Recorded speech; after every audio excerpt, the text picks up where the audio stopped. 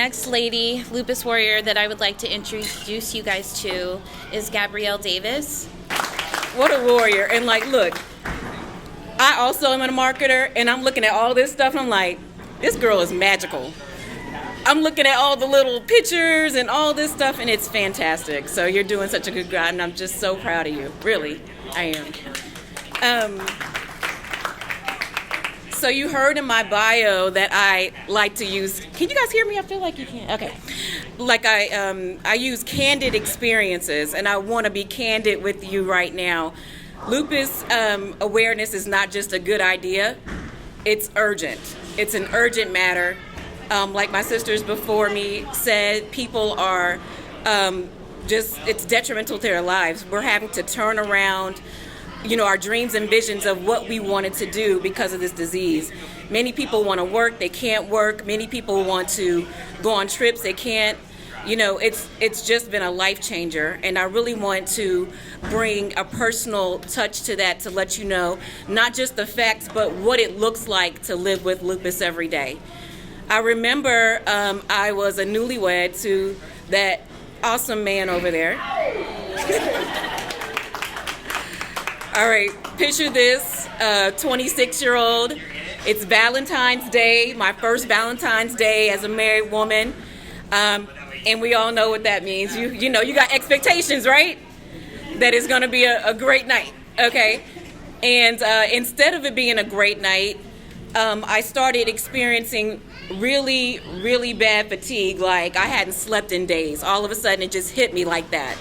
I started feeling muscle spasms and inflammation over my body, and I'm like, what is going on? Am I just like nervous? This is the man I love. Why am I so nervous about this day? So I was like, me being smart and smart, I mean, not really, dumb. I called a local massage therapist and said, okay, I'm just nervous. Let me get this out of my system, right? So I go to the massage therapist, and it was the worst decision I ever made. I basically spread the pain throughout my body. Like, after I got off the table, I could barely walk. And by the time I made it to my husband, I was like, we got to go to the ER. Something's not right. By that time, the fatigue had gone out of control. I mean, my body was just racked with pain. And I would say we were there for several hours before we really got information. I remember I was next to this drunk man, and it was the worst thing ever. My husband bought me this Princess Lupus Fog. Anyway, that's awareness right there. This Princess Eye patch, and I was sleeping in the ER next to this drunk man. This was not how I envisioned my Valentine's Day going, the first one as a married woman. So after hours of labs and everything like that, they determined that my white blood cell count was out of whack. They still didn't have any answers, and I was told to go home and rest. I finally got hooked up with my primary care doctor, who was Hispanic at the time, which I credit because he had worked with a lot of minority patients, and so he knew what he was looking at. And what he was looking at was what he called connective tissue disease, an autoimmune disease, and it wasn't until I saw my rheumatologist 3 months later that she formally diagnosed me in July with lupus. And this was systemic lupus that was all over the body. Okay, so not only that, I was doing okay. I was in denial. I was your typical 20-something-year-old. I wanted to live my life. I wanted to be a journalist. I was constantly out in the street. And I was a special kind of journalist because I was reporting on violence and crime. And that meant that I might be out in the street at 1 o'clock in the morning. So imagine that kind of life, with lupus.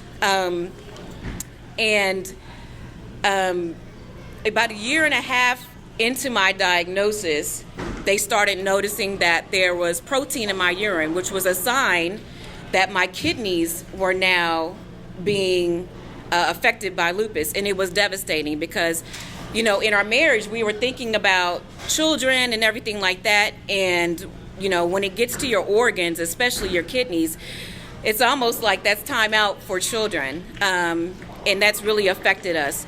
I'm now on dialysis, and I want you guys to guess how long I have to be on dialysis. Somebody just throw out some numbers. Well, but not hopefully not the rest of my life. Hopefully I get a kidney transplant. But what about hours every night? What do you think? 6, 7. We got a 3 out there. Okay. What if I told you that every night, I'm a grown woman now, remember, I'm 37, so I'm not a little kid, okay? What if I told you every night that I had to be on my dialysis machine for 9 hours? Yeah, that's a long time. That's like a work day, right? Thankfully, I can do it at home, and thankfully, I can be asleep while I'm doing it. But you can imagine everything stops at a certain hour because I'm looking at the clock and like, oh, I got to get on the machine. If I don't get enough hours, I notice. I notice that I drag. I notice that I'm a lot sleepier during the day. I'm just not good. So I have to make sure that I get the proper hours. If you're not tired by me talking about this, imagine how tired I am. This is a tedious disease to live with. And I really just want to, there's much more I could talk about, but I really want to give you a picture of how we have to make sure we have our treatment plans, make sure we take our pills, and sometimes our best efforts are not enough. Sometimes we do everything right, but it's not enough. That's why it's important that you guys are here, and I'm so happy to see so many of you, friends and family, really supporting us today to learn about lupus and how it affects us personally. The facts are good, but everyday picture is great because you can tell people, hey, it's not just tiredness, it's fatigue. I know they can't get up sometimes. Sometimes they have to take PTO that they don't have or days off that they don't have to rest and really take care of their bodies. So I really appreciate you being here. One thing, a highlight of our life right now that I really want to share, when your organs are affected by lupus, as I mentioned earlier, childbearing is not ideal. Some people do it, and it's going to be rough for them, but me, I didn't really even get that option. And so I'm proud to say that after a lot of testing, a lot of labs, a lot of things that I had to put my body through and my husband had to put his body through, that we finally came to the conclusion that surrogacy was the way for us. And I want to let you know, if you know anybody with lupus and they're saying, childbearing or having children is out for me, tell them that's not true. There is hope. Pregnancy with lupus has gotten easier, and outside of that, there are many options, including surrogacy and adoption. And I'm a living witness that surrogacy can happen with a little financial help, right? Because it's expensive, but it's doable. And I'm a believer, I'm a Christian, and I believe that God really, really paved a path for us. We are going to be proud parents of a child. We do not know the gender yet. We find out next weekend.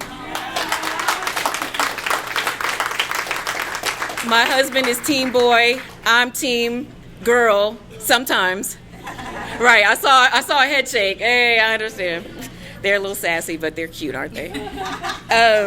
So that's a highlight. It's not all bad. There's hope, right? We get to still have a dream of being parents with a lot of support from our village, from people like you.